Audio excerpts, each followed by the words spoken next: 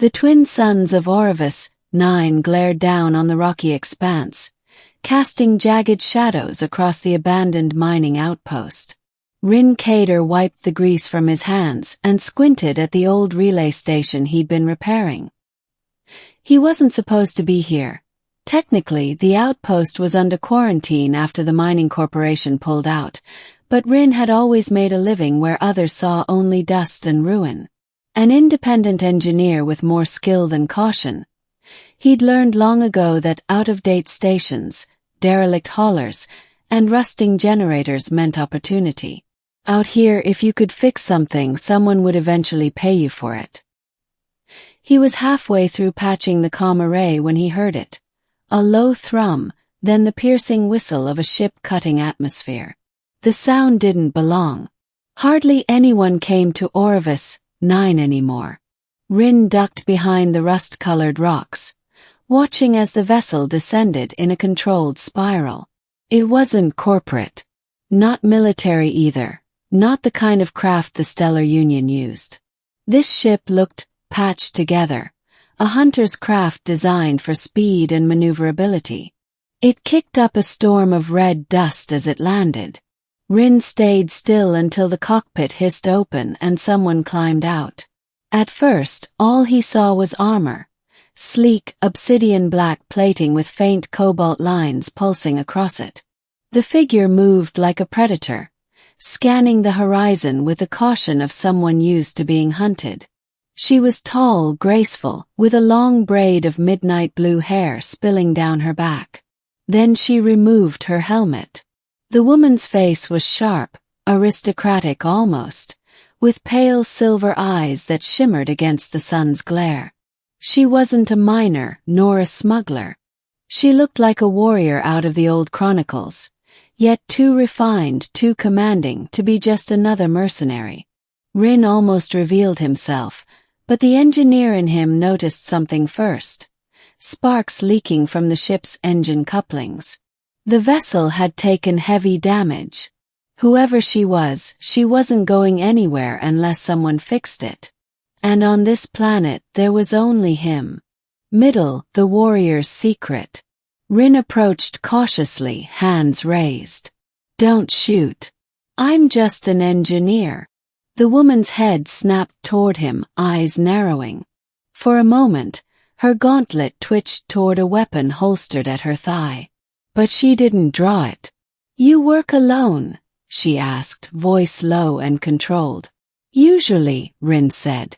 "Your ship looks like it needs more than a patch job. You're leaking plasma coolant." That seemed to disarm her suspicion slightly.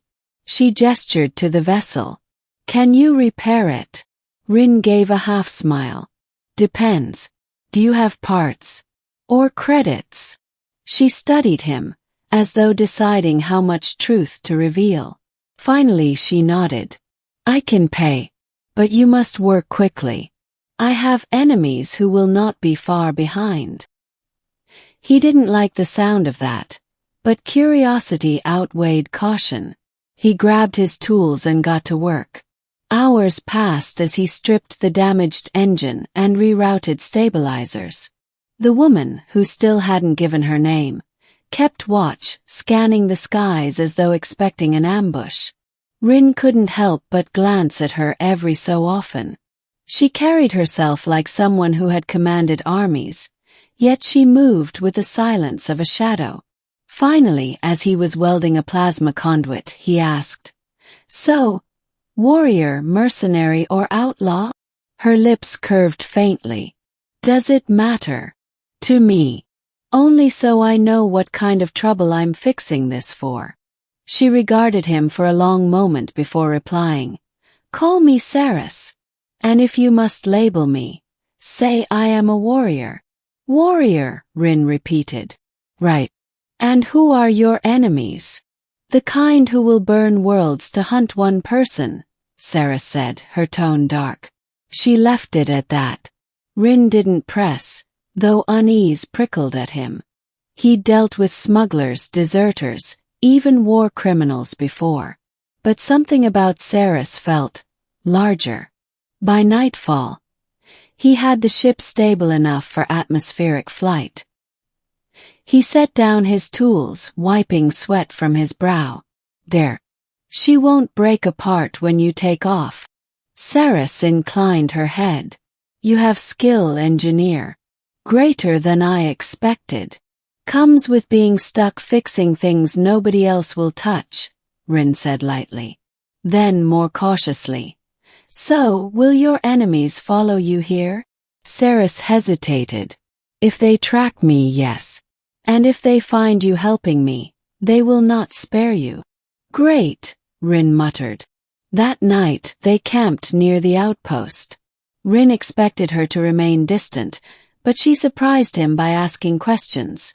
About his life, his work, why he chose isolation over the safer core worlds. He answered honestly. The core didn't want engineers like him. He wasn't one for guild rules or corporate contracts. Freedom, even in the middle of nowhere, mattered more. When he asked about her past, she grew quiet. Once, I commanded legions, she admitted. But betrayal stripped me of them. Now I fight to reclaim what was taken. Rin blinked. That didn't sound like a mercenary's story. But before he could ask more, a low rumble echoed across the sky. Conflict, the hunter's arrival. 3 vessels descended, their lights cutting across the darkness. These were no smuggler's crafts, sleek and silver, with the crest of the Dominion etched on their hulls. The Dominion, an empire that ruled dozens of systems through fear and military might. Rin felt his stomach drop. If the Dominion was after Saris, she wasn't just some fugitive warrior. The ships opened fire. Explosions rocked the outpost, sending debris flying. Rin and Saris dove for cover. You brought the Dominion here. Rin shouted over the blasts. They would have found me regardless, Saris said, eyes flashing. Stay low. She moved with breathtaking speed, leaping from cover, her armor flaring with blue light. Plasma bolts hissed past as she drew a blade of pure energy from her gauntlet. In the chaos, Rin stared. He'd seen Dominion soldiers before, elite killers.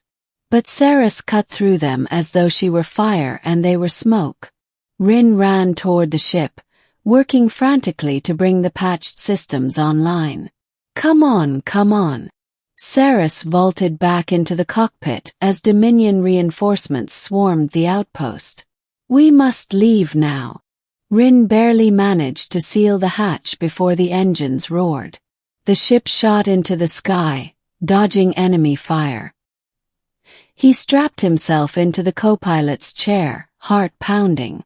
Only then, as they escaped the planet's gravity, did Rin fully process what he'd seen. The way Saris fought, her power, her command, it wasn't merely warrior skill. It was something more. Who are you really? He demanded. Saris's gaze remained fixed on the stars. After a long silence, she said, I am not only a warrior. I am Saris Vare, the rightful empress of the Dominion, its last true heir. Those who hunt me are usurpers who stole my throne. Rin's jaw dropped. Empress. You're telling me I just helped the most wanted fugitive in the galaxy? Yes, Saris said calmly. And now you must choose. Remain behind or follow me into a war far larger than yourself. Rising tension across the stars. Despite his better judgment, Rin stayed. Part of it was fear. Abandoning her would mark him as a traitor to the Dominion anyway. But another part was intrigue. Saris wasn't like the cold rulers described in Dominion broadcasts. She was fierce, determined, but also strangely human.